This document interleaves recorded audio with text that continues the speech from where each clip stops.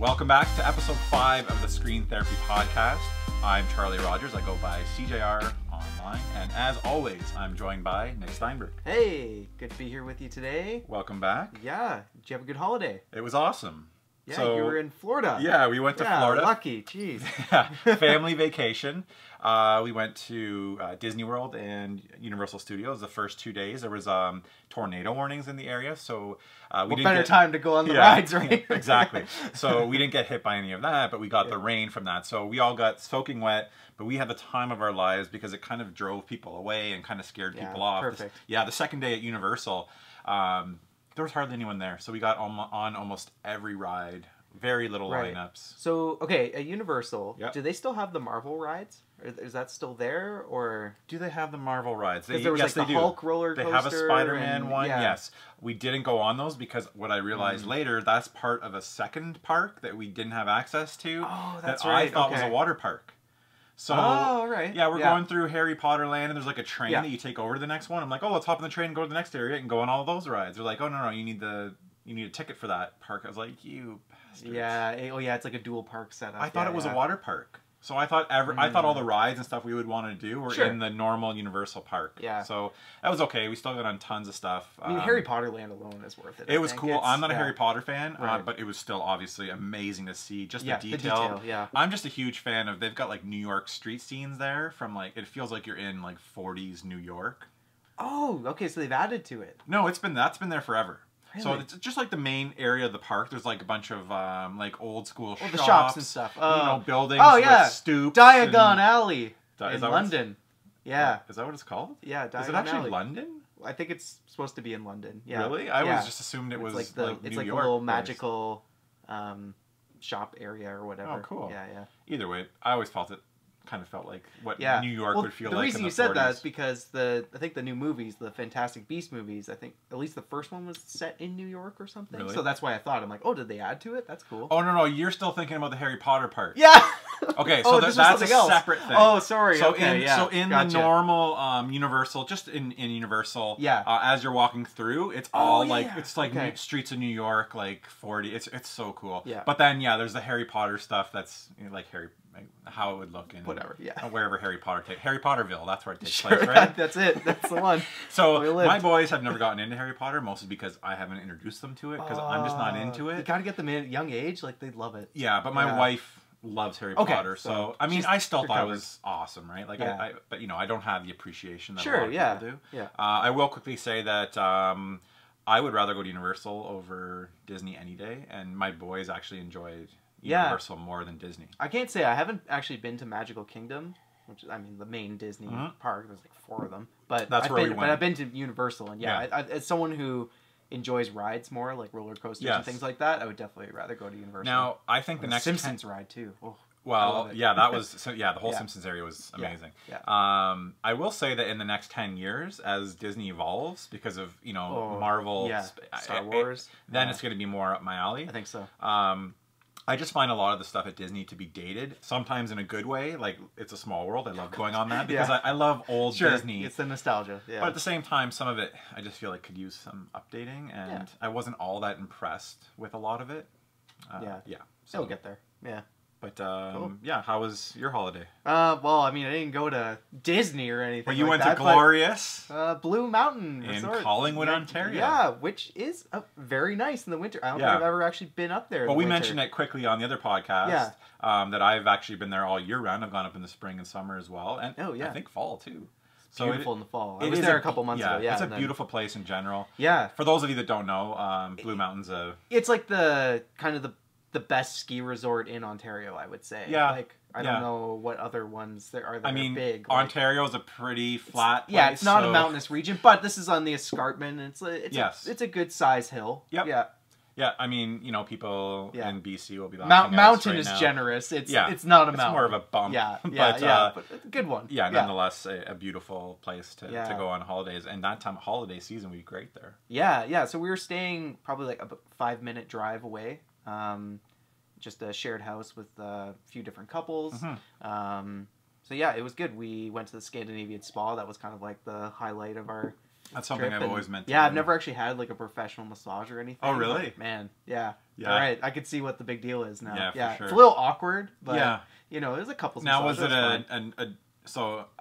Like, I guess deep tissue or something. If well, you got a deep tissue massage, I don't think it was. It would have hurt. Yeah, there were parts. Was it that relaxing? Did, but it was more relaxing. Okay. Yeah, I almost kind of wish it had been more like of a. Yeah, I've had one ways, massage in my life yeah. as well, and it was on our honeymoon, and it was just like a nice, relaxing one, and that's what I want. Yeah, I don't want some girl digging her knife but fingers maybe you in need my... it. I don't know. Yeah, maybe right. we all do. You're but right. yeah, so yeah, and then we went to the baths, and that was really relaxing. Cool. And yeah, it was cool because everyone brought a Nintendo Switch up, so we had about 4 of them up there, and we didn't really do any like cool like connecting things. I actually brought a TV so we could play like 4-player Mario Kart together, but most people were just hanging out playing. Up there? There wasn't a TV. There was, I don't know. Yeah, I think weird. they had just taken one out because there was a spot for it above the fireplace, but there wasn't one. But I had one, like just kind of the spare one that my roommate's not using, and so yeah, it wasn't that big a deal. Well, we may as well hop right into what we've been playing. Yeah, for over sure. The holidays. I've actually. I played a few things over the holidays, but the last couple of days, it's been like I've been making up for lost time. Sure. The holidays were super busy for me, so I wasn't able to play. On the holiday, actually, we played some Super Mario Party again. That's great. That's a game that we've been really enjoying as a family. So we'll sit down and play. I think it's a 10-turn mode, which lasts about an hour, which is perfect. And we had my father-in-law playing it, who's never played a video game in his life. And he enjoyed it quite a bit. Good. I did play a little bit more Pokemon over the holidays. This is on my like missed pile for 2018. Yeah. I want to play it. Yeah. Yeah, and then on the vacation at least, I did get into a little more of Horizon Chase Turbo. Every time you say Horizon, I'm thinking Horizon Zero Dawn. Yeah. And then it's something a little more disappointing. But no, I mean, I haven't played this, so I have so to... Yeah, okay. It's on sale right now. I saw it for on a couple the shop. dollars off. Yeah. Highly recommend that one. But I will probably mention that again later. But anything else that you played over the holiday? Yeah, so my girlfriend Hannah, she got me the Spyro Reignited trilogy for Christmas. Just as I kind of thought she was going to. But yeah, so I've actually been playing through the second game in that series. That's where you started? Ripto's Rage. Yeah, okay. I kind of have more of an affinity for the second and third game because it didn't... The first game, I think, is my least favorite, so I thought, I'll start with this one, see how it holds up. Was it Toys for Bob? Yes. They did the development on it. So wait, did you play it on Christmas Day? No. Okay, because I remember mentioning that, like... No, I did! Okay, but awesome. Did I?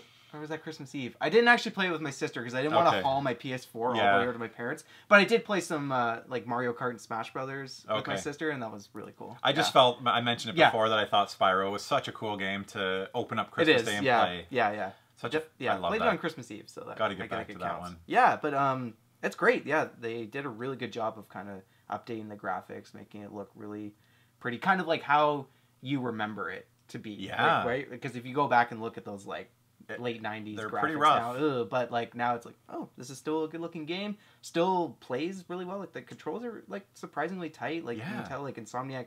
So I have like a real affinity for the Ratchet and Clank games, and you can kind of feel that like progression. You can sort of tell that this was the early stages of what they would do with that series. But absolutely. Yeah. So the last couple of days I've been playing.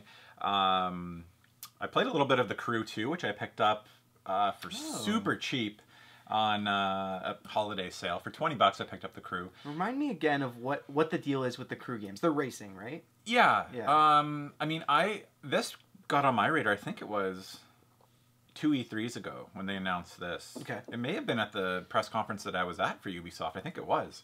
The Crew 2. So The Crew 2 introduced boats, planes, and all different...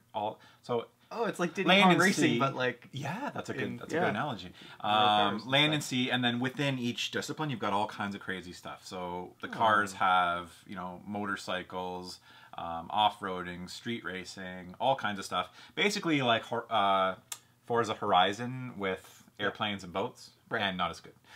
Okay. But, sure.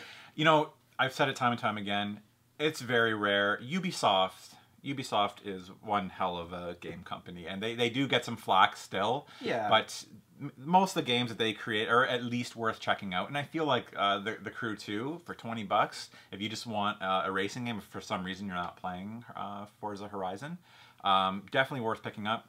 The airplane stuff was great. It's got really really bad dialogue, and it's all about like getting social media followers and a little bit like how Forza is, but you know, times 10 and way more over the top and way more cringy.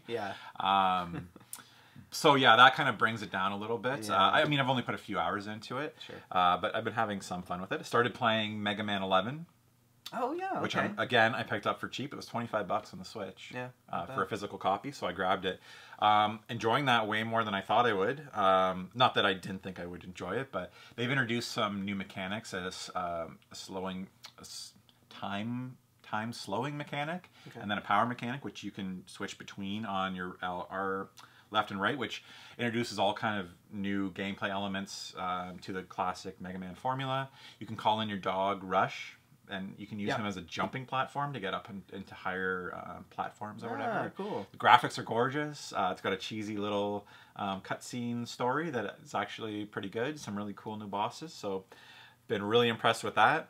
I'm trying to get through these. I'm trying to get through these as quick as we can, because we forgot to mention that we're actually going to go through our games of the year this episode. So also have been playing New Super Mario Brothers Deluxe. Right, okay, so you got an early copy of this. I got a code from Nintendo. I didn't even know this was coming out until like a week ago. Yeah, so I can't say much about it now, but my review will be up on Wednesday on YouTube if you guys want to check that out. It's a remake of the Wii U version that probably most people missed, much like a lot of these other ports. I'm all for putting these games on the Nintendo Switch. It's got a couple extra features and modes. It includes the Luigi content. Remember they came out with the new Luigi or whatever it was called. So there's quite a bit of game in there. It is a full price game. That's about all I can say with it. I've been having fun playing it. I don't know if I can say that. I mean, I remember hearing in terms of the new Super Mario Brothers series, this was probably the best one. So you know, it always impresses me, and we've talked about this before with Odyssey, how these designers at Nintendo have been able to come up with new levels and interesting ways to kind of reinvent the 30-year-old formula of, you know, especially on the 2D side of Mario. So. Yeah, I've been playing through a lot of stuff. I'll go into more detail on those as in the upcoming episodes. You want to run into movies quick? I know we both saw some movies over the holiday. I have to start with Spider-Man. Okay, perfect. Did you see it? I did. What'd you think? Awesome. Now, I had heard... Now, you had seen it last episode, I think. Did I? I'm pretty sure you did. I'm pretty sure you talked about it last episode. Okay, yeah. Either way, I don't remember. Really matter, it was either I talked about it or I was like, I'm going to go see this. I remembered you saying to me how great you thought it was, so maybe you just texted me that. I can't remember. But sure. I had heard great things, so my expectations were relatively high, and I think that they were safely met. I think it's easily the best Spider-Man movie. You think? Yeah. I mean, I love Spider-Man 2, the Sam Raimi one, but... I like Homecoming, so for me, it would be between that and Homecoming. I think it's a great movie. It's not something strictly for, you know, if you have kids, go see it. No. There's no you don't need, you know, it's not a kids movie. It is a kids movie, but it's like a Pixar movie. You know what I mean? Like, you know, you can enjoy it at any age. It feels like, I mean, the ultimate love letter to Spider-Man. Like, because it incorporates everything from the past, 50 plus years. Yep. Right. And so from that sense, I think, you can have it from your oldest Spider-Man fan down to, this kid being introduced to it for the first time is going to get some kind of enjoyment out of this. Yeah, and I don't want to spoil it too much, but it does feature Miles Morales, who I love that character. Yeah, me too. And that storyline. Yeah, I became more of a fan of Miles through the Spider-Man game this year, right? And we didn't really get to see him be Spider-Man or anything in that game, so to see him, really have more of an origin story in this movie was pretty cool to see. Yeah, for sure. And they really do a great job of,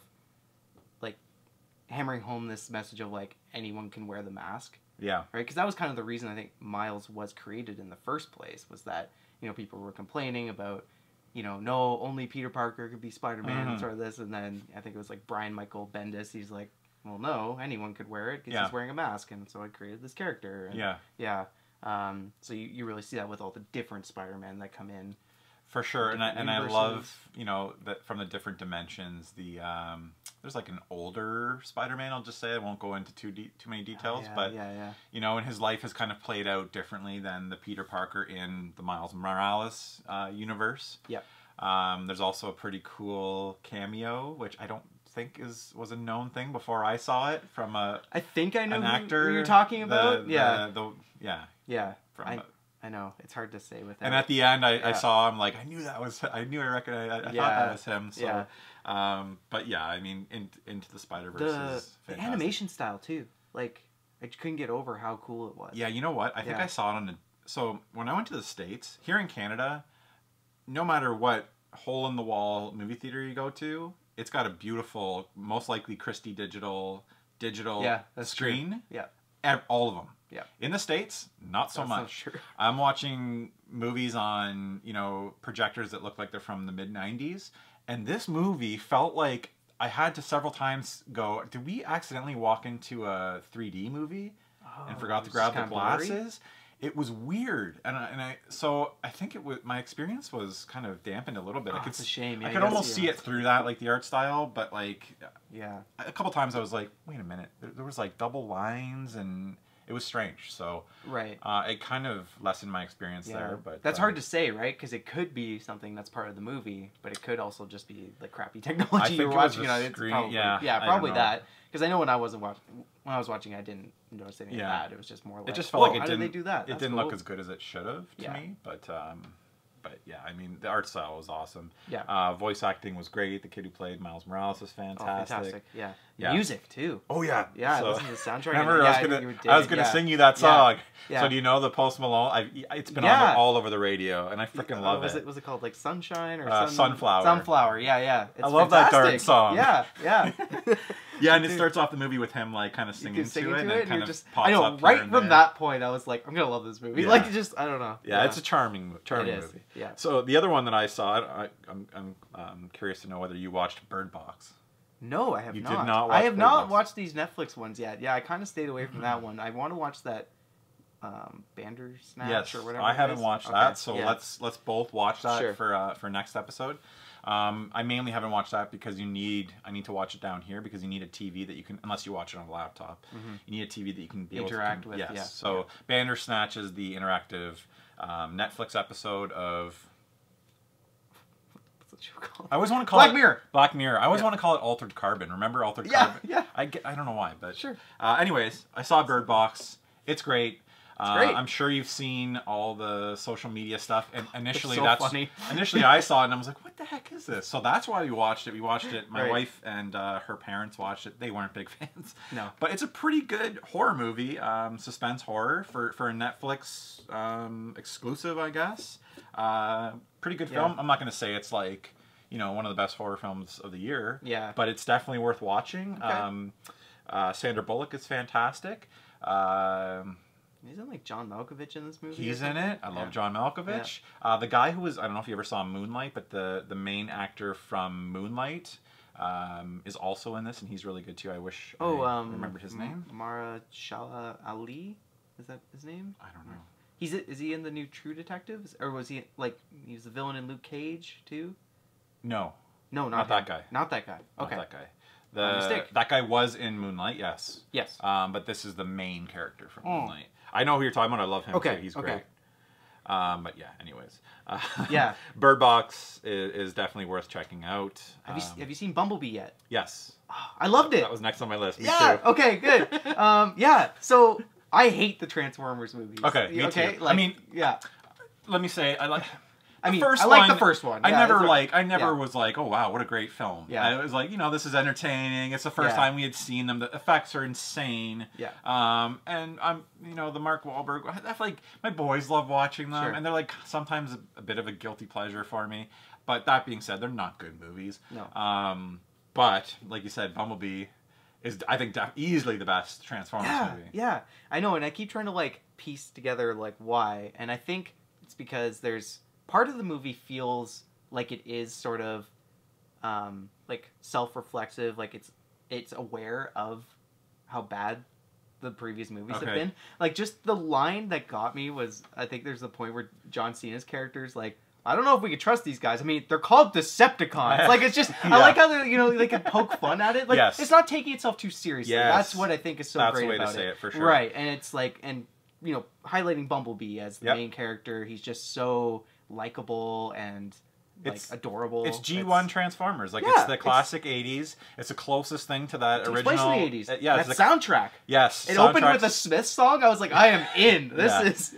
Yeah, so, it's total 80s. Whole bunch of 80s references, 80s technology. Yeah. It's the closest thing to the original animated Transformers movie, where they're coming from Cybertron. You get to see the movie starts off on Cybertron. They're kind of fleeing it. Yeah. Love that. Yeah. As soon as I saw Soundwave with that awesome voice, that low voice, and even did the thing where, like, I forget the cassette that pops out. I think he had a bird one and a dog one.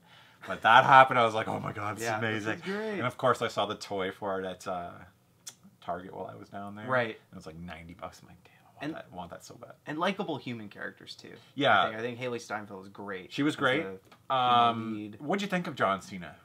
I liked him. I like John Cena. Okay. I don't know. Like, I mean, he was kind of playing to type. Like, it's like, yeah, he's, buff military guy. I think that suits. He's kind of playing like slightly B-grade Brock, I guess. It's like that's kind of like his thing that he's going for. But he's a charismatic guy. Like, I think he's okay. For me, he's got good comedic timings. For me, it's like I don't think he's anywhere near as good as The Rock. Sure. I think he's okay. He's a decent actor for a wrestler. Yeah, is how I would put it. But I've never seen Blockers. I heard he's good in that. I did hear he's good in that. Yeah, I haven't seen it. But this is kind of like almost like a more typecast, like military. Yeah, it's like, of course it's John tough Cena. guy. Yeah. But didn't hamper the movie at all. I thought his performance was okay. I actually forgot he was in it until I saw him. I was like, oh yeah, that's right. He's the lead in this one. But it fills me with confidence for kind of the next era of Transformers movies. I think they're on the right track with this. Well, yeah. I haven't paid attention to the box office, though, so I hope it's doing well. Yeah, well, the movie that is dominating at the box office right now is Aquaman. Have you seen it yet? Yes, I haven't. I have. Okay, so here's my thing with Aquaman. Jason Momoa? Wow. Momoa! I know, yeah. Okay, great. Not a good actor. Okay, so I would compare him to Brendan Fraser in the Mummy series. That's what it reminded me of. You can't give him... I like Brendan Fraser in those movies. You can't give him a lot of dialogue. At least in those movies, he was hamming it up, and that kind of worked. Yeah. But you can't trust Jason Momoa with any sort of depth serious in a role. Lines? Yeah. So here's the thing: there's like a love interest in the movie. They have really awkward chemistry. Yeah. And there's a scene where they're like on the land. I think it's in Italy or Greece, or a series of scenes, and they're doing like all these quirky, fun things together, and it is unwatchable. Oh, no. I was like, oh god, rolling my eyes. There's a lot of eye roll moments. Yeah. That being said, there was like the whole second of the movie takes place underwater in Atlantis. I won't go into too much detail. Sure. It's fantastic. Okay. So, I mean, I really enjoyed this movie. I would not... I would say it's definitely one of the better DC movies. It's not as good as Wonder Woman. Yeah. But it might be... Well, not as good as the Batman series. But you're just kind of getting quality whiplash with it, almost? Yeah. So, it's definitely worth seeing. I enjoyed it. I'm not going to say it's like some great movie, but I definitely enjoyed it. I would definitely watch it again. Okay. Effects, for the most part, were great. Battles were great. I thought he was kind of a more badass character than I actually realized, because people always, joke about, Aquaman, Aquaman's how so lame. powerful is he? Yeah. Like how are the fish gonna fight people on land and stuff? So I mean, they did enough to kind of build him up to at least respect him. Okay. But yeah, it's absolutely dominating at the box office, which I'm kind of glad to see. Like I've cracked on the DC movies. DC needs a win, yeah. And I think this is going to be a bit of a win for them. I mean, nobody's gonna think this movie is gonna win any awards or anything like that. It's nowhere near the level of Wonder Woman. Yeah. But definitely worth seeing. I feel like it really took the place of a Star Wars movie for December. Like just being that huge end of year movie. Yeah, for sure. And the box office has definitely proven that. So try and go see it. Okay. I'd love to get I want to. It's just haven't got out there. I'd love to know what you thought of it. Yeah. Real quickly, we didn't mention this last time. They released the trailer for the new Avengers movie. Yes. And after the last episode, I was like, darn, we should have touched on that real quick. I know. Yeah. So yeah, it's really just a teaser, right? Yeah. And what's it even called again? I don't know why I can't like Endgame. Yes. Yeah. And yeah, I think kind of the reason was because it didn't really, show all that much. It's kind of what you would expect. It's like, oh yeah, there's Tony Stark alone in space. Yep. Everyone else on Earth is kind of left to pick up the pieces, and then Paul Rudd shows up at the end, right? Well, which I thought it was cool that they flashed that Hawkeye would be involved, yes. almost like his family was probably and now he's back. Yeah. I thought that was cool. I also heard a rumor that on Hugh Jackman's IMDb page lists this film. No. Yeah, so the rumors are flying. Could you imagine if he just shows up as Wolverine? Could you imagine? No, I would I don't even know. Would you not be down for that? I'd lose my mind. Would you? Like if the X-Men would make no sense, but I would just love. Yeah. Did they not cross worlds at all? They haven't yet. Okay. But now they're probably going to because the Disney Fox thing, right? Yeah. Yeah. Like it's never. I'm sure it's never been done in the comics. It has to. Oh, the comics. Okay. Of course. Well, yeah, because they're all in the same universe and they cross paths all the time. Okay. Just, See, I'm not a comic book guy, so I don't know. Yeah, I know the movies haven't, but I'm just wondering if it's even doable. Like, did they even exist in each other's worlds? Right. Like I couldn't remember that. Yes. Okay. So stay tuned. X-Men in the next movie. Yeah. We'll see. Okay, so before we jump into our kind of favorite games of 2018, I just wanted to highlight a show I just started watching. Okay. Just real quick, because I know we're running a little long here. Yeah. Killing Eve. Have you heard of this show? I've heard of it. I don't know anything about it. Okay, so it's like a BBC America show. It just came out last year. It feels weird to say that now. Last year. So it's only an 8-episode season, so you could. It's only been one season so far. Yes. It's on Netflix. They're coming out with season 2. No, it's on Crave. I have them all anyway. Okay, well there you go. You can watch it. So it's about. So it stars Sandra Oh, who was in Grey's Anatomy. Yep. Canadian.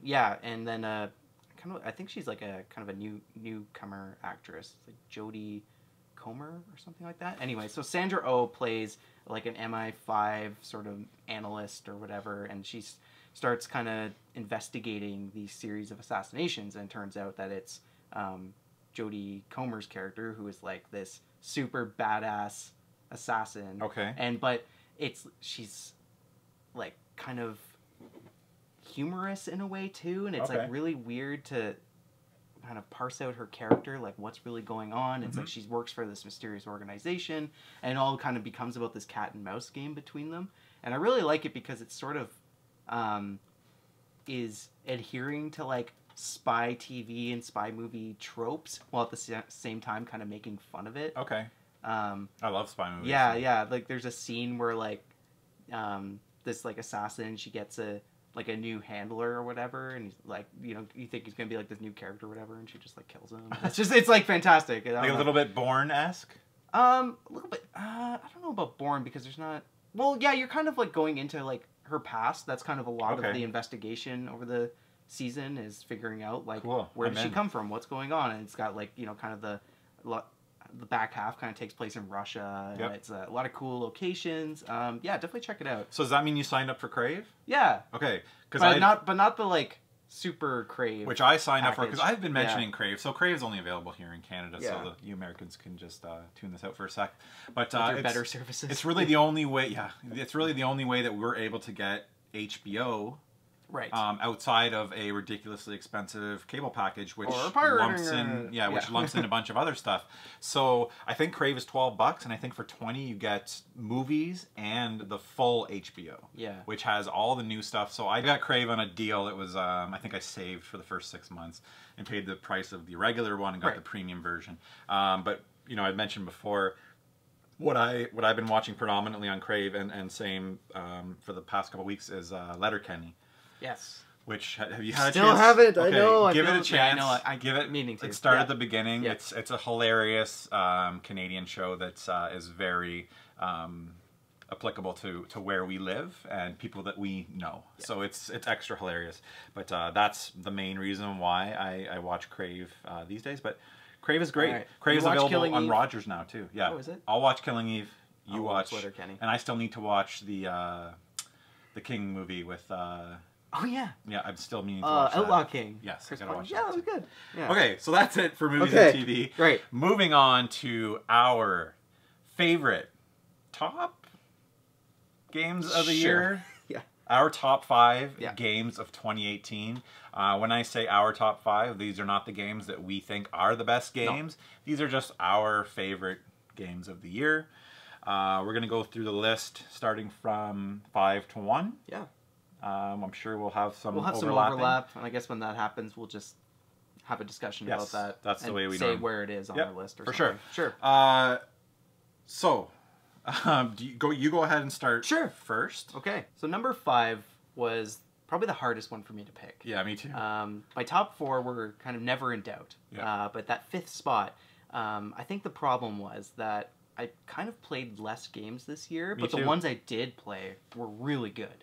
So I spent a lot of time kind of on my top 3, top 4, and so that 5th spot was more of the games that, you know, I did play a little bit or played a little more of. Yeah, and just I feel like last year both of us had almost everything covered pretty well. We played a lot of games last year, and you're right, there's games that I either just completely missed this year or didn't get far enough in for them to be in consideration. I couldn't keep up. So at the end of our list, we'll kind of highlight some of those games, the honorable mentions, things we wish we had actually played. Okay. So yeah, number 5, I went with Assassin's Creed Odyssey. Okay. So I'm pretty sure Origins was on my top 5 last year. I believe so. So this is kind of another surprise for me that an Assassin's Creed game cracked my top 5. A year after. Yeah, exactly, a year after. So I thought about it, and I was a little harsh on this game at first, I think. Mm-hmm. Just because I was getting annoyed with how you had to, like, everything was kind of level gated, and it was a bit of a grind and whatever. But the more I think about it, the more I think that it's... Whereas, like, Assassin's Creed Origins was a pretty refreshing step forward for the franchise. I think Odyssey is, like, eclipses it in every way. Yeah. It's like a refinement on that. Yeah. But also they didn't just kind of rest on their laurels. I think they introduced a lot of cool new features that I hope are kind of standard going forward. Yeah. Like, it's definitely, no doubt, an RPG now. Okay. Right? Like, you have to play it kind of like an RPG. Like, yeah, there's still the combat system that depends on, you know, your kind of third person action chops, but you have to be paying attention to your gear. Yep. And, you know, making sure that you're you know, fully equipped when you're going into I love that stuff. battles. Yeah. You almost have to think you have to approach each battle and say, okay, do I have the right gear for this situation, kind of thing? Essentially, yeah. And then it's more like just paying attention kind of to the numbers and stuff like that. And also prioritizing, like, what skills you like the most, like what are going to be the best for combat and things like that. You know, it starts with the setting itself. It's ancient Greece, which I think is just such a cool period in history. Yeah. And I like that they touch on this whole thing about, like, you know, the Greek people back then believing the myths as real, right? Like, they're kind of like things with, you know, Zeus and all that. They kind of take it at, like, a face value. Yeah. But, I mean, the game itself, like, you're not seeing actual... It's not like God of War where you're actually, like, fighting gods and things like that. Yeah. But there is kind of this, like, mystery to it as you're going through. Like, for instance, I went to this part where I went to this island where, you know, the Minotaur was supposed to be, like, you know, the mythical Minotaur, right? You did a series of missions there, and you know, I was playing as Cassandra, who, side note, is probably one of the best protagonists this series has ever seen. Didn't you say that you were able to choose between male or female? Yeah, you can choose, and they're like a brother or sister, and you just play as one of them. The one you don't pick will be in the story. Gotcha. But that's cool. Yeah. So yeah, the whole time Cassandra's on this island with the Minotaur, she's just doubting everyone. She's like, there's no Minotaur. Like, what are you guys talking about? Whatever. And then I do this series of missions, and it's really like I'm going into this pit to apparently face the Minotaur. Unfortunately, I haven't gotten there yet because the level you need to be was like 10 above what I was. But I'm like, this is cool. I'm going to come back here at some point, and this is going to be like a really cool fight or something. Do you think it's actually going to be a Minotaur, or do you think it's going to be like a man that, like... I don't know. I think it might be. Okay. Or but there could be that, like, you know, it's something else. But yeah. Anyway, yeah, there's just that kind of level of detail to, like, everything in this game. As much as there is a little too much of that, you know, side mission fatigue where you're kind of doing the same, like, 5 things over and over in kind of the open world. All the supporting characters, like, they're really interesting and the dialogue's really cool, so you're just it's just fun, like listening to them talk, and just a great game overall. I mean, shout out to Ubisoft. I remember mentioning this last year, how amazing I thought it was that they've been able to bring a franchise that people were pretty fatigued of. Yes. Back with Origins, and then a year later release Odyssey. Yeah. And, you know, Odyssey is going to make it to many people's top 5, top 10 lists. That's not an easy thing to do. No. Now, that being said, I hope that they take a year or two off again. Me too. Yeah. Like 2 years this time. Well, I think what they're doing is they're going to be adding more stuff to this game for sure over the next year. Yeah, and they talked about that last year, right? Yeah, that's kind of their thing. We discussed that, yeah. Okay, so number 5 on my list is a game that I just started playing a few days ago and has made it into my list. Wow. It's a game that I have been meaning to play. I knew it was going to be great. I knew I was going to love it. It's Celeste. So the people who made Celeste, is it Matt Makes Games? Yes. Yes. Okay. I was a massive, massive fan of Towerfall Ascension on the PS4. So I was kind of familiar with the mechanics of, transversal through this like 2D world. It's pretty similar in Celeste, pretty similar graphic style. So I knew I was going to at least enjoy that portion of it. Then I had been hearing that there's actually a pretty decent little story that comes along with it. And finally, a couple days ago, I started playing this game, and I can't put it down.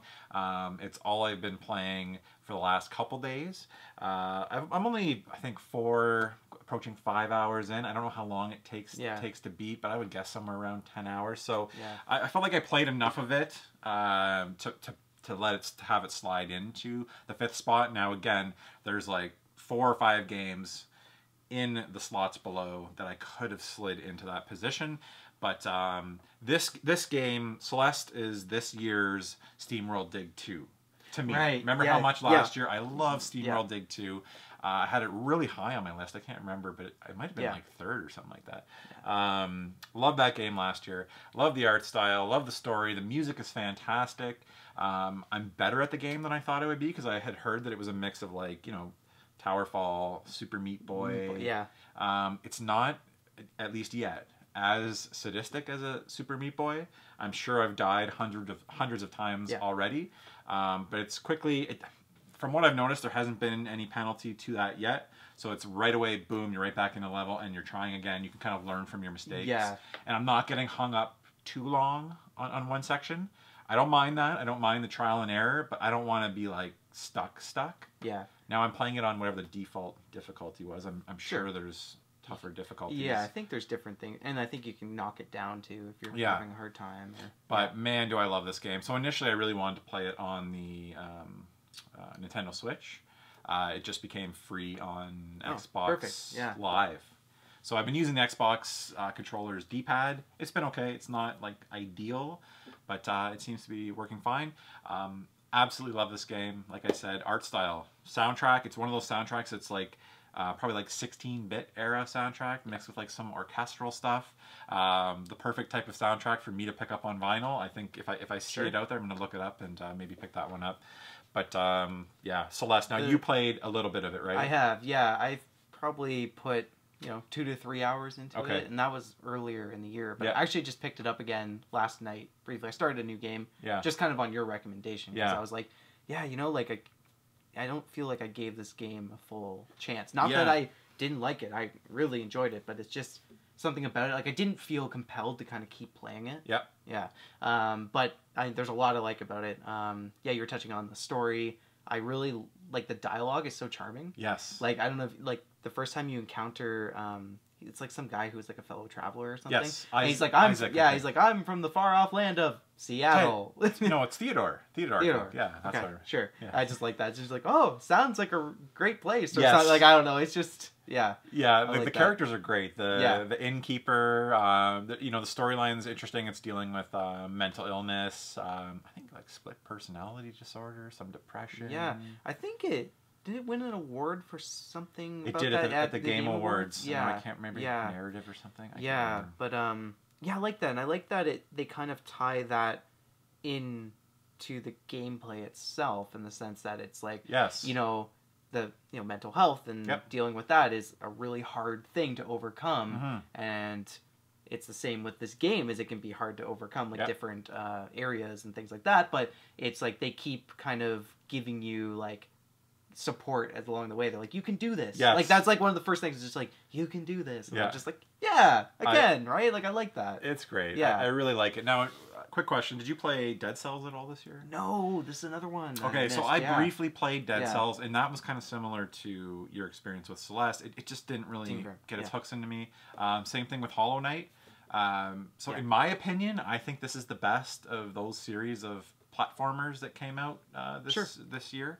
And a game that I highly recommend if you have an Xbox One with Xbox Live. You can play it for free right now. Definitely would recommend that. So yeah, that's my number 5 is Celeste. Nice. It's available on PS4, Xbox One. Very good pick. Nintendo I don't Switch. think a lot of people would disagree with you putting it in top 5. Like, I mean, it's gotten a lot of when you praise. see my final list, Yeah. a lot of people are going to be like, "Well, this game didn't make it, but Celeste did." And again, you know, if I've put enough into Celeste where I feel like I can bump it up in there, whereas other games I hadn't quite played enough of, which we'll get to. Yeah. But what's your number 4? My number 4 is Into the Breach. Okay. So yeah, I went through almost the entire year, not knowing anything about this game, like not even really knowing it existed. I think it was released on PC. Yeah, like first, early I believe. Yeah, and it came out. I picked it up on Switch. Yeah, and I think they came out in like August or something like that. But I was seeing it pop up on a lot of Game of the Year lists and stuff. And I'm like, okay, what is this game? Like, I'm gonna look into it. Happened to go to the Switch eShop. It was on sale for like $11 or something. I'm like, all right, I'll pick it up. Even if I don't like it, it's not that much money. Yeah. Man, I'm obsessed. Okay. Yeah, you texted me, I think, shortly after saying how much you liked it. Yeah, even had an Instagram post about it. Or maybe that's what I saw. Yeah. So this is from the same team that did FTL, which I've always heard good things about. Never actually played myself. I know it takes place in like spaceship and is it like a management something like that. Yeah. So I don't know how different Into the Breach is from a design perspective. I think it's way different. Yeah. Okay. Fair enough. Yeah. But yeah, it's this kind of like roguelike strategy game. Oh, there's a roguelike. There's a roguelike element to it. Okay. Yeah. So the premise is you're, it's kind of like a Pacific Rim video game, like that movie, right? So you control a team of like 3 mechs, and you go into these like 8x8 grid levels, and it's about these you're facing off against these aliens called the Vec, who kind of feel like kaiju type, like they're giant monsters or whatever with all various different attacks. And so your job is not even really to eliminate them. Like, you can do that if you play well enough, but it's more about lasting as many turns as you can. So each one, I think you're doing 4 or 5 turns, and it's just about surviving, right? So you're trying to protect the power grid, and if that falls to 0, you lose. Like, you lose it's game over, right? And if it's game over, you get to save one of your pilots, and they go through like kind of like a temporal, like time portal thing, and then you're starting anew, right? So you're it's roguelike in that sense that you get to keep all of their upgrades and stuff like that, but the rest of your team dies. Okay. Yeah. So the closest analogy would be something like Final Fantasy Tactics. Yeah, I guess. Here's the thing, right, is that I didn't even know I liked tactical games until I played this. Yeah. And now I'm really curious. So, I mean, if any of you guys can recommend something that is similar to Into the Breach that I might like, I'm all ears. Like, I want to check out Final Fantasy Tactics now. Yes. So I'm sure there's some other great ones. Yeah, Tactics Ogre. Okay. What's the Nintendo series? Fire Emblem. Yeah. Okay. So it's got some of that. Yeah. And then it's pretty similar to kind of Advance Wars a little bit too. That kind of formula. Okay. Yeah. That you're more kind of moving units. I think this is more individual. Yeah. So it feels like chess almost. Okay. Yeah. In the sense that what happens in each round is that you can see all the enemy's attacks before they happen. So they move. You see what they're gonna hit, and you have to react to it. So you have to try and. It's all about like my favorite tactics in this game are moving the enemies around the map. So either their attacks don't do anything, or they hit each other. Like it's hilarious. It's like so satisfying when you just pull off the best round where it's like the monsters are just dying left and right, and they're not hitting anything, and you're like, yeah, no damage. And I think the reason it really hooked me is that it gives me that like just one more game feel, right? And there's so many different ways you can go through the story. I've beat the game a couple times now. Oh, okay. But there's so many different. There's a bunch of different mech teams you can unlock, and so you can do it with them and kind of give yourself different challenges. And yeah, I've been playing this with my girlfriend. Actually, she loves this game, and I was like, yeah, do you want to try this? Like, it's a bit, it seems kind of hardcore or whatever. Yeah. And she's just like so into it. Like, I think she might be better than me at it. Like, honestly, tactics games aren't usually a good way for people who aren't. I'm surprised she loves it. Yeah, it's really cool. Like, we've just had a great Christmas break playing this game. Yeah, it's on my list of games that I need to check out over. Absolutely, I recommend it to everybody. So number 4 on my list is Tetris Effect. Mizuguchi puzzler by the creator of Rez, Lumines, which are 2 of my favorite games. Yeah. I'm a huge puzzle game fan.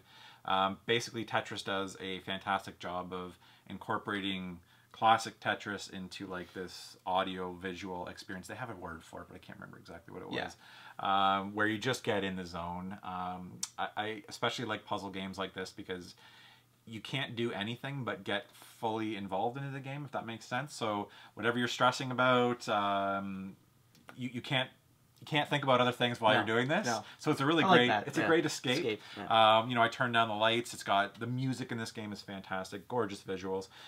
They introduced some new mechanics that kind of heighten the classic Tetris experience and kind of breathe life into it. Tetris Effect, right now it's a PS4 exclusive. I've done a full review of it on my YouTube channel if you want to check that out. I know you haven't played it, so there's not a whole lot we can go into. Other than that, it's got a fantastic VR component, and it's one of 2 games that are almost pushing me into picking up that PlayStation VR. The other one being Astrobot. Yeah, Astrobot Rescue. Man, I'm in the same boat. Like, I really want a PSVR. I keep hearing how great that game is, and there's a couple games now where I'm like, oh, I should just bite the bullet. I think you can get them now for like $250, $300. Yeah. Yeah, I don't know. I've just got that HTC Vive that I'm not giving enough use to. I know. So you're like, how much am I going to use this? Hard to justify. And it's like, I mean, even though it has some good games for it, it is an inferior big time. VR. I mean, the Move controllers are not really a great input device for it, but that is available if you have PlayStation VR. It's even more incentive to go pick up Tetris Effect. I cannot recommend this game enough. It was $40 when it first came out, but I believe it's on sale or was on sale for $20. I swear this was the only game over like the big, Christmas sales, Boxing Day sales, whatever, that never went on sale. Yeah. I checked it like every week on the PlayStation Store, and it's just... Yeah, this was GameStop in the US. Oh, yeah, okay. I wish I would have known that because I could have grabbed it. Yeah. I didn't, but I almost bought it. I got the code for a review, but this is one of those games where I want to buy it to support it. I love this game. And for a puzzle game to make it to my 4th favorite game of the year is a big deal. Yeah. So, Tetris Effect is my number 4. Nice.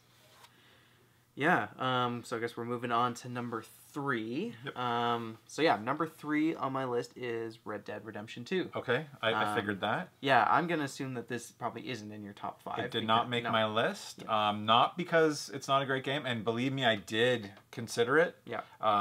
It was close for my 5th game. I just don't feel like I played enough of it to put it up there. That's totally fair. I've probably played as much of that as I have Celeste. Yeah. But, it's a 80-hour game where Celeste I'm probably 40% through at least by now. Yeah. It didn't quite make it. Yeah, I mean, I'll be brief. I mean, I've already kind of shared my thoughts about this game on past episodes. I forget if I told you or not, but I actually beat the story mode. Yes, you did. Yeah, you mentioned that last episode. Man, that was a trial for sure. Yeah. So long, but really good. Red Dead is, it's a deeply flawed game, but there's just so much in it to admire. Yep. Like, it really is just this, like, pinnacle of big budget kind of game design. Like, just, they spent 8 years on it. It shows. Detail. It's like one of the most immersive, technically impressive video games. And in that sense, there's I think, good and bad, in the sense that I think they went way too overboard on certain things in this game that just don't even matter, right? Like, there's just details that you'll probably never even notice, but someone went in there and programmed it, like, you know, just the fact that when you, like, pick a vegetable out of the ground or something, or, like, a flower or whatever, he, you know, has to, like, take off all the, like, dirt and stuff. It's like, really, no one cares. Like, you know, no one's gonna think, like, this game isn't really detailed. I appreciate it, but is it necessary? There's a lot of that in this game, right? And how many years did that put on to the development? The gameplay itself really isn't that great. I mean, Rockstar is really behind, I think, in terms of player, or, like, character control. Yeah, and, like, the gunplay. It does feel a little clunky. It's clunky. It also gets the job done enough. Their decision with button mapping, I thought, was a little bit strange. A little weird. I don't know. I can't remember. It wasn't as intuitive where I was like, this should be here. No, it's actually got to do this and this. Yeah, like, that I thought was a little bit off. Yeah, because I mean, like the gunfights just devolved to me being in cover, popping out because you lock onto a guy. You know, tilting the stick up a bit to get a headshot, go back behind cover, do that again, like rinse and repeat, right?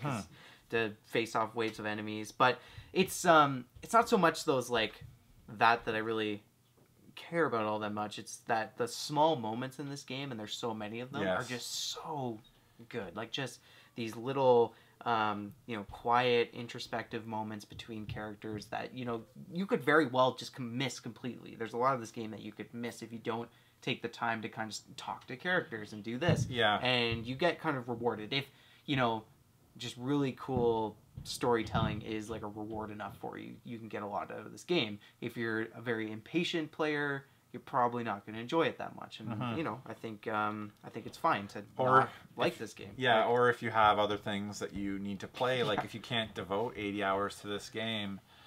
Yeah, I mean, I was only able to because I got laid off. So whatever, you know, like I think of it as like an interactive film, or like you know, an interactive Netflix series where you've got this amazing story with amazing characters and dialogue, and you also get to interact with it and live in this world. Yeah, and that's how I kind of think of it.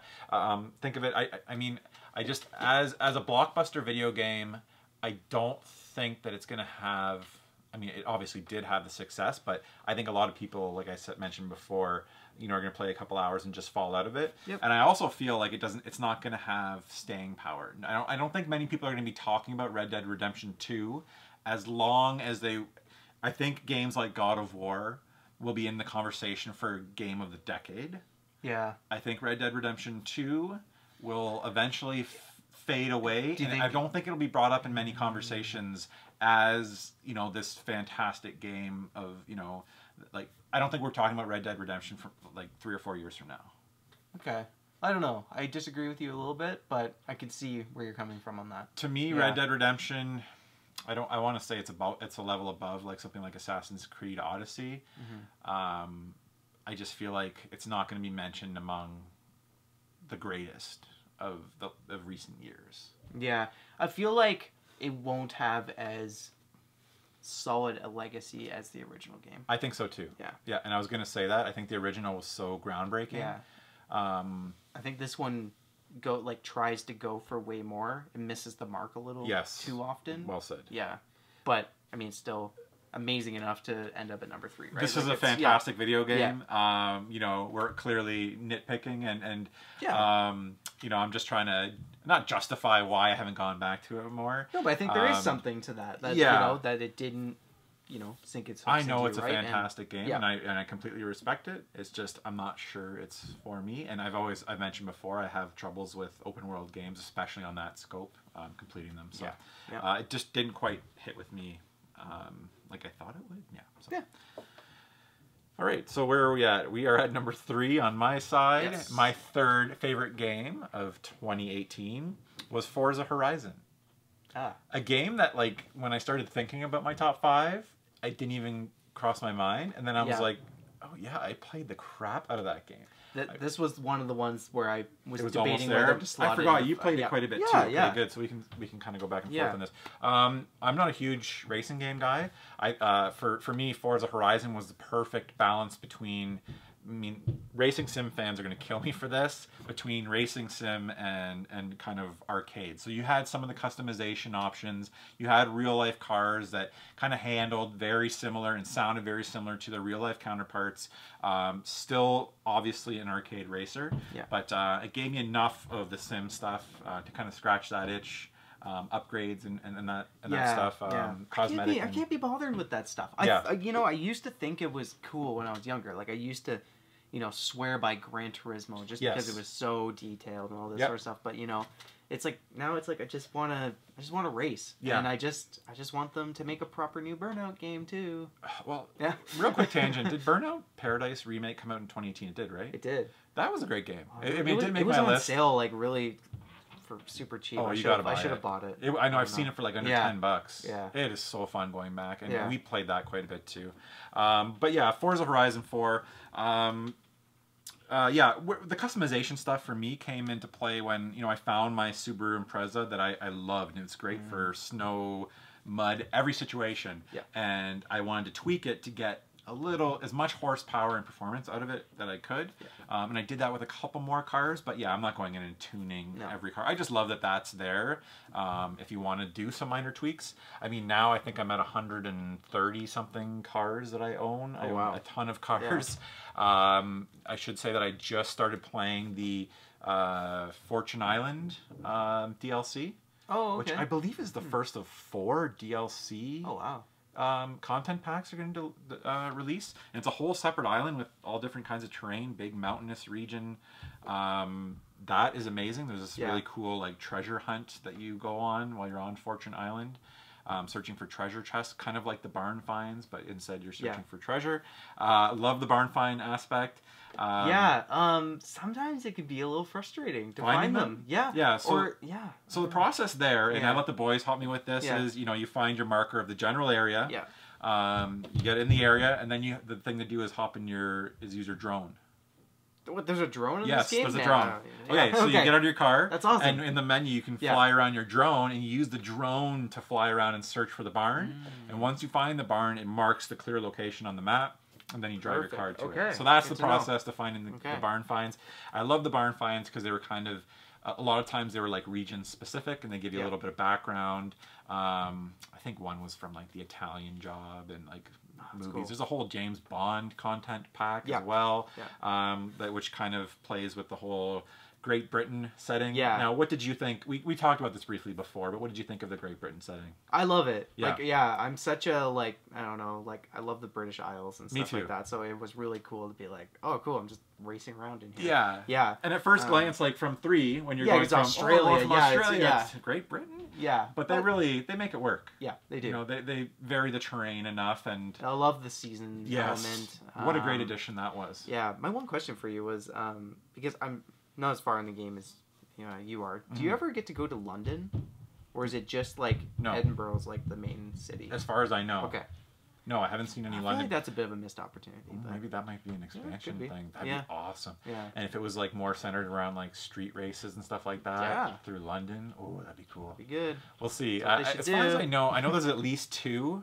There maybe is up to as many as 4 content. I don't know if that's all going to introduce a new area, but tons of missions, every different type of racing that you could imagine. I'm partial to like the cross country races where you just drive anywhere. I love those. I'm kind of partial to like the mud off-roading rally stuff too. I mentioned this again before. I'm a huge Rally Sport Challenge fan from the original Xbox, so I love those gameplay modes.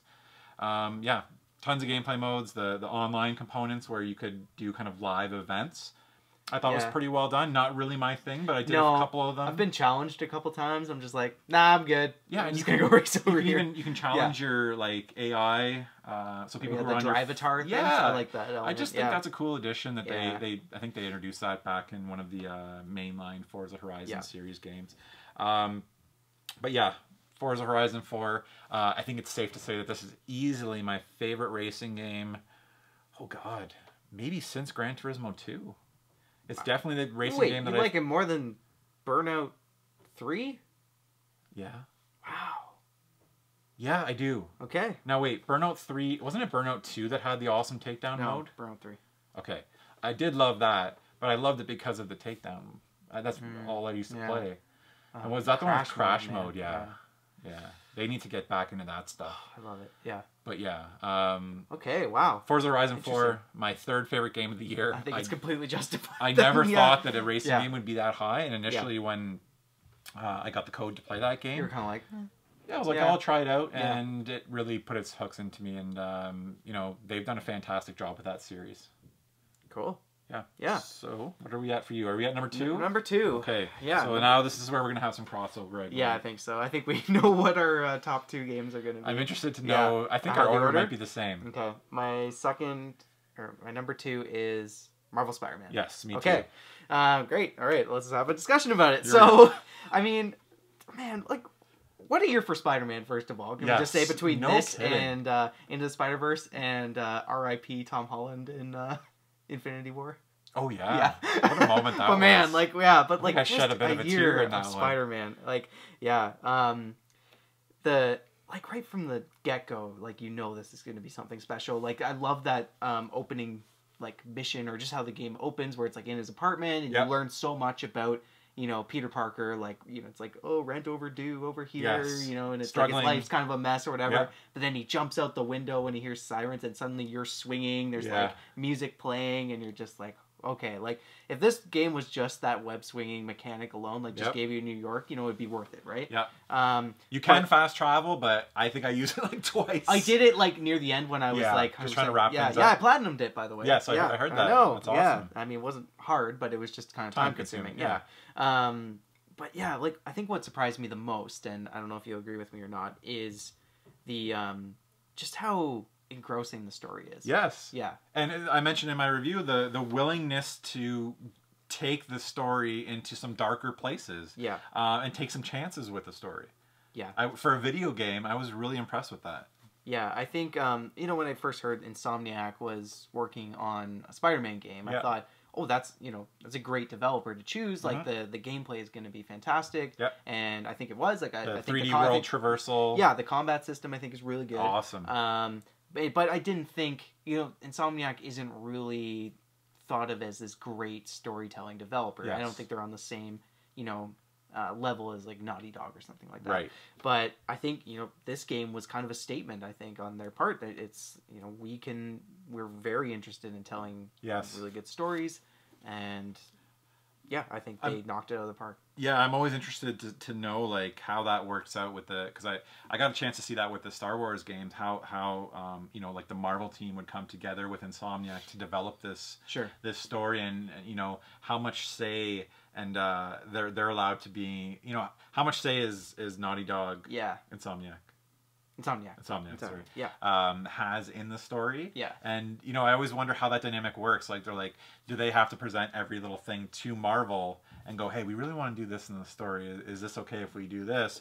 You know, because it'd be tough because Marvel's like, wow, we have this storyline coming up in this movie and we can't do this and this. So I'd like to see some, like, I know God of War has done a bunch of, like, behind the scenes stuff with that. Yeah. I would love to look into some of that stuff for Spider-Man and see kind of how that process went down, because that always fascinates me whenever you have, like, you know, a franchise like Marvel or Star Wars, adapting that into a video game story. Yeah, I think they do a great job with the villains as well. Yes, you know, specifically one that, like, I don't even know if we can talk about it still or not. Like, I mean, I know. Well, I got in trouble. Played this. I got in trouble for spoiling that in the review. I just mentioned the dynamic, not that the person would end up being a villain, but people kind of knew that. Yeah, I think if you put them in the game, it's kind of I mean, people know how that went down. So I mean, you can mention. Screw it. We're gonna talk about it right now. Okay, you know, the whole Peter's relationship. I think his relationship with MJ is really interesting, really well done. I think the you know, the scene where they're like texting back and forth at one point is just, it's one of the most like exciting scenes in the game and one of the most memorable. But Peter's kind of relationship with you know, Otto Octavius, they just do a great job of nailing that, like, you know, mentor and student, almost a bit dynamic. of a father figure. Father figure for sure, and just, you know, you know where it's going. Yeah, but you're along for the ride. And you're still just hoping that things are gonna be okay and whatever. And the final kind of third of this game with that dynamic is just so emotionally effective. And then there's also big events. There's an attack, a terrorist attack that happens. I don't know. Yeah. It's pretty early in the game actually. Where people die and people. They're not afraid to kill people off in this game, which I really like. Speaking of that scene specifically, did it make you a bit worried when you were watching Into the Spider-Verse that something similar would happen to that character? Oh yeah. Right? Yeah. I thought about that, but I mean, yeah. But I like that they do two different versions, kind of like Miles Morales' origins. Yep. And it was interesting for me because I didn't know a whole lot about Miles Morales. No. The whole thing with his father as the police officer, and I thought that was really interesting. Yeah, actually, I did. I'm trying not to spoil it. I know, yeah. But that was interesting after seeing. Now that you say that, Into this Spider-Verse. Now, what do you think of the kind of like the stealth missions and stuff? I feel like these were kind of my least favorite moments. Yeah, you mean where you're controlling Mary Jane? But yeah, because those were all and Miles too. Miles. That's right. You did do it with Miles. I wasn't I appreciated that they were kind of switching it up and giving you control of other characters. Definitely wasn't my favorite part of the game, but it was okay. I mean, I like the idea of kind of switching it up and being able to not only control different characters, but kind of see things from their point of view. Yeah. I liked when they were able to intercut it with Spider-Man. Yeah. Where it's like you're taking some control over him, and then it's like, I need to do this, you're back over here. I thought that was really well done. But just isolated by themselves, I was kind of like, I just kind of want to get back to being Spider-Man because, I can do things. Like, it's, I don't know. Yeah. Yeah. I mean, graphically, great. Sound was great on that side. I did seem to notice... Well, there was that whole controversy about the graphics in Spider-Man. I mean, down on the street level, it's not the greatest looking game. I mean, it looks fantastic. It's hard to kind of render that. It's a living New York City. Yeah. Like, as much as, it doesn't have the detail of something like, I would compare it to like The Division, where The Division was like gorgeous. Like, it doesn't have that detail, but it's fully immersive, fully realized New York City. Graphically, I thought it was gorgeous, and as I was playing that for review, I was just like, you guys are the game's gorgeous, don't worry about it. I don't know like how you could nitpick this. I mean, like just the photo mode, man. Like you're just like, I loved it. It's the first time I've ever cared about a photo mode. Yeah. And I was perched atop I think it was the Empire State Building. And at that time, I don't think the photo mode was available yet when I was still reviewing it. But I was like, man, I was just kind of like circling around and like getting different angles with like lens flares and stuff like that. And actually this game and my #1 game are the only games I've ever cared about a photo mode. Right. Yeah, just, I mean, man, what a year for like PS4 exclusives. Yeah. Yeah.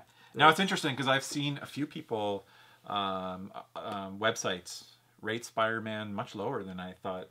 I thought it would be in contention. I thought it would be in everybody's top 3. I could see. I mean, there's a bit of repetitiveness to it. I think. I mean, it's hard not the open world mission stuff is that typical. Like it's the same stuff. Collectibles, over and over. which I love the collectibles in this game. Yeah, there's maybe like a little too much combat at times. Yeah, like, I don't know, but it's I don't know. I never really got sick of playing it. So I don't know.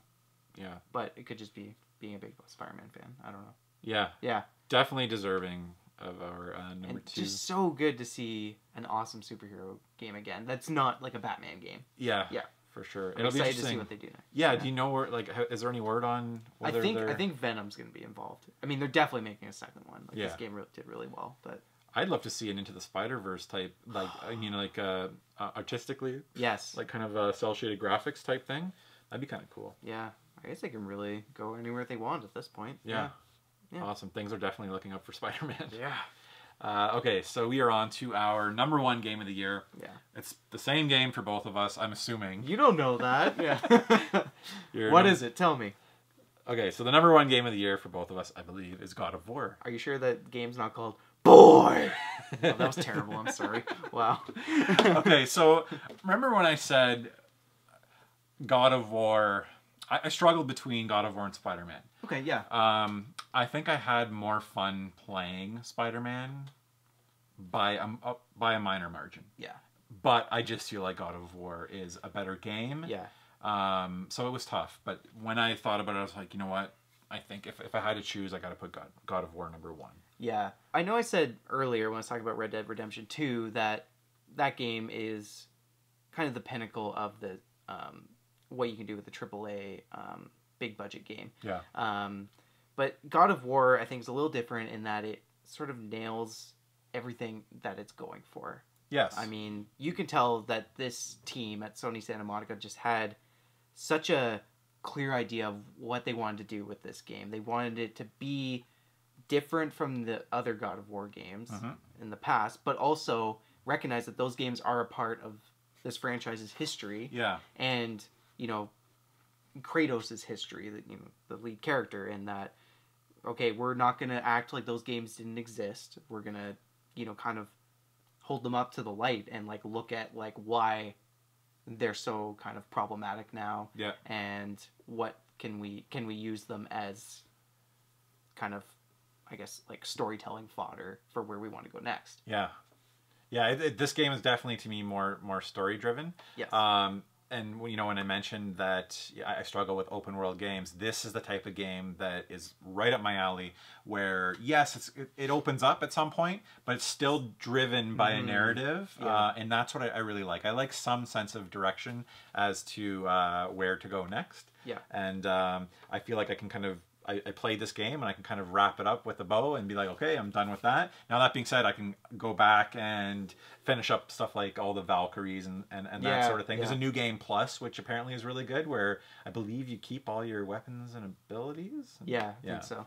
So tons of replayability, but I like being able to just say, okay, I played that game, I can move on to something else. I love that, and I think it becomes more important as you get older, right? It's like you want to be able to you have limited time. Games. I hate the fact that I still haven't finished Assassin's Creed Odyssey. Yeah. It is the longest game ever made. I don't know. Yeah, but this game, it's a great length. I did feel like maybe it was a little too long, like by about 5 hours. I feel like something could have been cut. Yeah. At the end, like I thought it was going to end like at least 5 different times. Yes, you're right. And now that you say that, I remember. It's all of such a high quality that it didn't really matter. It's kind of like a reward. You're kind of like, oh, I'm getting more. Yeah. This is great. Another game that you kind of really have to hand it to them for taking a franchise that had become stale. Yes. And just totally reinventing it. And now there's this awesome direction where there's more kind of story-driven God of War series that people are excited for. I cannot wait for another God of War game. I love the discussions it's kind of opened up too about how it kind of goes about telling its story and like the kind of its cinematic qualities. Because what I didn't realize from playing it is that it's one unbroken shot the entire time. Yes. Like it's always from like this like Kratos perspective, but it never cuts. Yep. That's crazy. I know. Like, it's awesome. How do they do? Oh, man. Yeah. And what a bold move decision to make like kind of early on. That's like, oh, this is going to be just one unbroken scene. Like how do you program that? And that over the shoulder view that you get, it's super immersive. I mean, the characters were fantastic. The interactions between Kratos and Atreus, absolutely amazing. I mean, top to bottom, the voice acting in this game was great. Yeah. Story-wise, awesome. I think, if you had to say, I think this is the best looking PS4 game. I mean, maybe even console game. I think so. Yeah. Yeah. Yeah, it has the advantage of not being... I mean, I know it has open world elements, but it's a little smaller scale. So there's not as much more detail for sure. Whereas Spider-Man, like I mentioned, you've got to render that whole city. This is a little bit easier to pull off. Yeah. It also has like one of my favorite gameplay mechanics. Like not just like 2018, but like ever. Like the axe throwing and the recall. Super satisfying. So cool. Yeah. Man. Some of the best snow I've ever seen in a video game.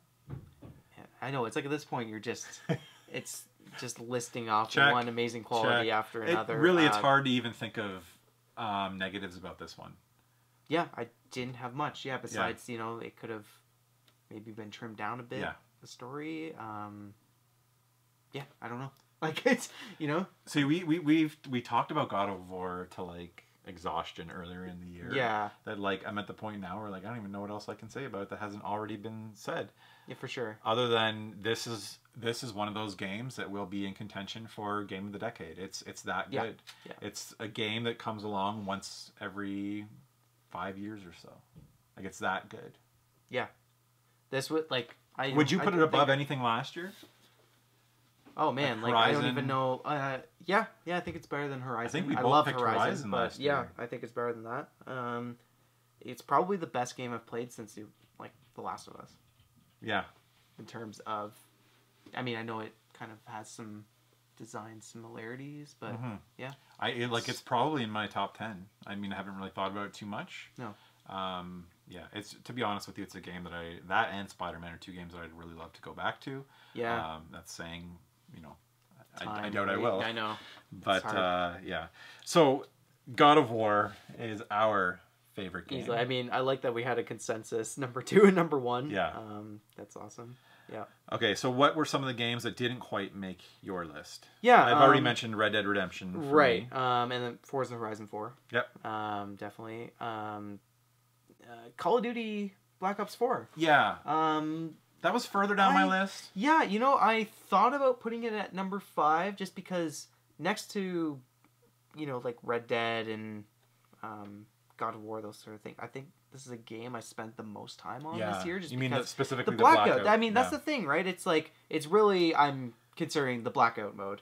I don't know, it's hard for me to give it to like kind of just a multiplayer only kind of thing, because it's definitely worth a mention. I have like a love-hate relationship with this game. It depends, where it's like sometimes I'm doing so badly at it that I just want to like throw it in the garbage. Like I actually wanted to like trade it in last week because I was just like, no, like this is just, you know, making me like angry and there's no reason to. And then I just kind of had like more of a I don't know, like attitude change where I was just like, just go into it, just have fun, don't worry about stats, don't worry about that kind of crap, and I, you know, had a much better time. So it feels to me like the Blackout mode didn't quite blow up like I thought it would. I think it's popular, but it's like I don't know how. I thought it was going to be like Fortnite's still king, right? It's yeah. I wonder, like, because I wonder if that whole what's the name of it? Battle Royale. I wonder if it's starting.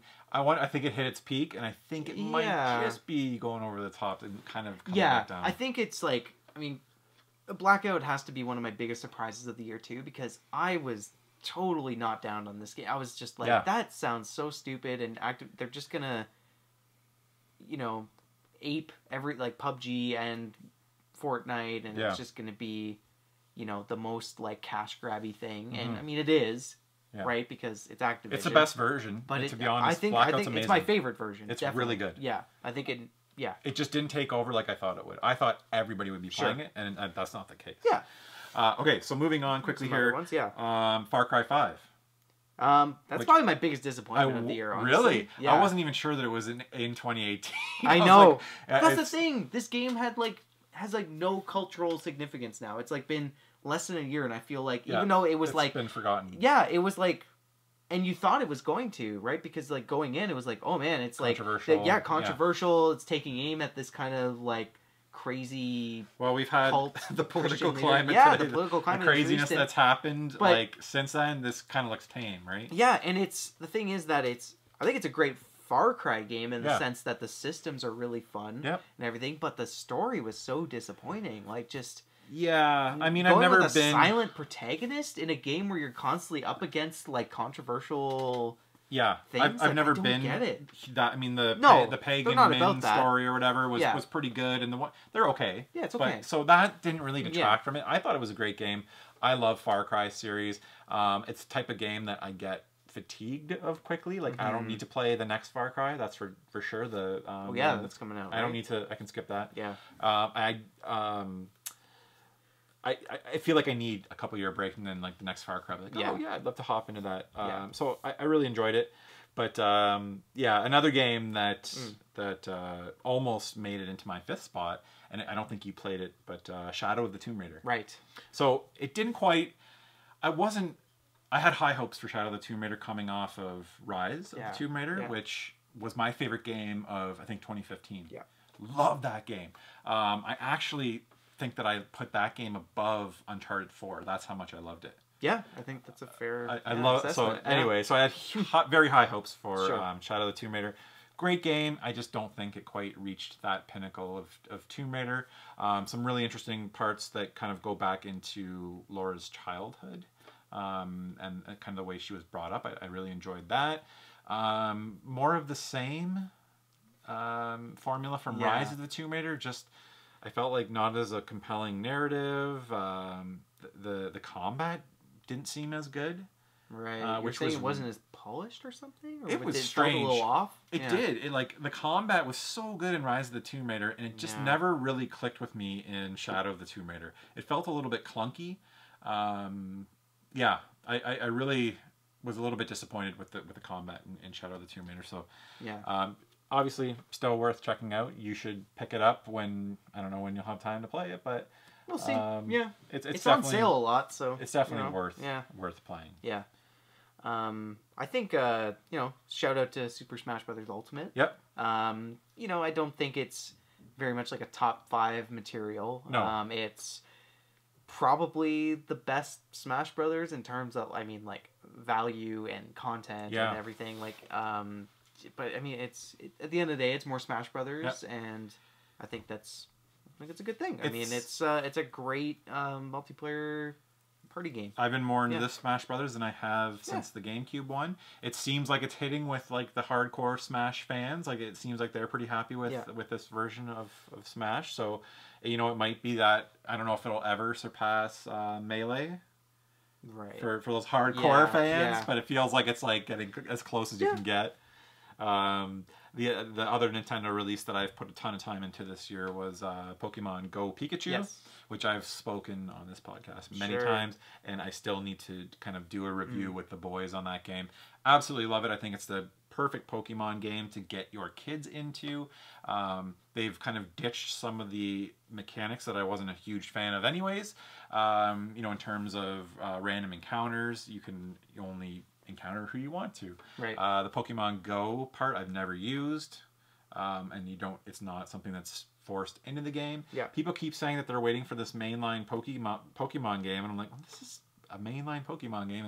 It's a Pokemon game. It's Yellow. It's a remake of Yellow. It's beautiful. It's a good looking game. It's not the hardest game. I think it's probably that because it's not a traditional like RPG in the sense like it has those elements, but I think the battles are a little de-emphasized, right? So you're actually not battling the Pokemon you encounter. So I mean, aside from that though, it's pretty darn close to a mainline. Anyways, Pokemon Go Pikachu, fantastic game, and it was pretty close to taking my 5th spot top 10 for sure as well. The last one that I wanted to mention was Horizon Chase Turbo. Right. I've mentioned it many times. Fantastic game. It's out on the PS4. I believe it may have come out on the PS4 actually in 2017, but made its way to the Switch in 2018, where most people and including myself played it. It's a game that I've put tons of hours into. I keep going back to it. It's essentially Outrun style game. Gorgeous graphics, runs well. Kind of a cel-shaded art style, not cel-shaded, but more. It looks like a painting, basically. So it runs really well. It's not anything that's too demanding on the Nintendo Switch. Some really fun multiplayer modes, and a game that I highly recommend. It's on sale right now for a couple $dollars off in the eShop. So that was another one that was in contention. Yeah, I think I had one more that's more of like just an honorable mention is Overcooked 2. Oh yeah, that was a great one too. I love the original Overcooked. This felt like the kind of, I don't know, like proper sequel that needed, and that it just expands on what really worked in the first game. The really crazy, stressful line cook thing. Proper online characters. This time. Yeah, got the online and just a little more interesting levels and things like that with some really like nifty challenges, and I love the new mechanic where you can like throw things to your partners and stuff. It's so funny. It's just like, I'm gonna throw you this plate. Nice and hectic. You definitely have to find the right players to do it with you because you can easily just get pissed off at each other and like not lots of yelling. Friends anymore. There's always lots of yelling. But I thought they did a great job. Yeah, that's a great game. Yeah. So we are really pressed for time here. We went way over. I think next episode we are going to we'll go through. We'll do like a bit of a scorecard. Remember we did that last year for how we thought Nintendo was. We'll maybe say who had the best year and kind of break down the year for Nintendo, Sony, and Microsoft. I'd like to do like almost like a 2018 versus 2017. Just briefly, like think what we did or like which year was better, because I feel like 2017 was really good too. It was huge. And this year was awesome too. Yeah. I feel like the Switch was a bigger. It's a great time for video games. But yeah. And then we'll kind of go into some predictions for 2019 and what we're looking forward to in 2019. That's going to be a great discussion. Yeah. So stay tuned for that. That'll be coming next episode. As always, you can find the Screen Therapy Podcast on iTunes, Stitcher, the Google Play Store, and Spotify. Do us a big favor. Head over there and subscribe to the audio version. Leave us a review on iTunes. Spread the word to your friends. We've had some fantastic numbers on these podcasts. We've been steadily growing. And we'd like to keep it going. And we're going to get back to our regular schedule of bi-weekly podcast. And maybe eventually a weekly podcast. We'll see. That would be nice. Yeah. It's hard. It's hard to manage. It's hard to manage in the sense that we have to be in the same place to do it. Yeah. Yes. Well, maybe we can find a way to where we want. We'll see. Maybe. Anyways, guys, thank you so much for listening to this episode or watching if you're watching the YouTube version. And till the next episode. Farewell. So long. See you guys.